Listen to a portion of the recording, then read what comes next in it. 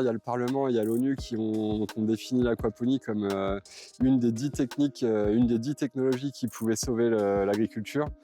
Alors encore une fois, je pense pas que c'est que l'aquaponie qui va sauver l'agriculture, hein, c'est plein d'agricultures différentes. On voit qu'il y a plein de pratiques qui se créent, il y a des choses incroyables qui se mettent en place. La syntropie, la permaculture, l'agroforesterie, l'agroécologie, enfin il y a vraiment différentes voies qui permettront de faire face aux enjeux climatiques, aux problématiques, produire plus mais avec moins de ressources et plus d'aléas. Et donc l'aquaponie, oui, elle s'inscrit vraiment dans l'avenir de l'agriculture, mais aussi de l'agriculture urbaine. Parce que ça, on n'en parle pas beaucoup.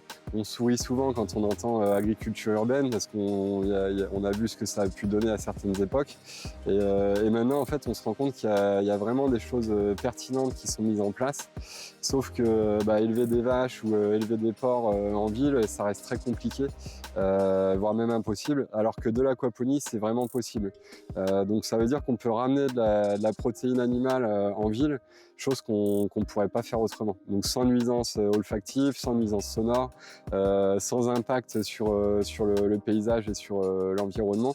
Et donc c'est pour ça en fait que je pense que l'aquaponie fait indéniablement partie de l'agriculture du futur.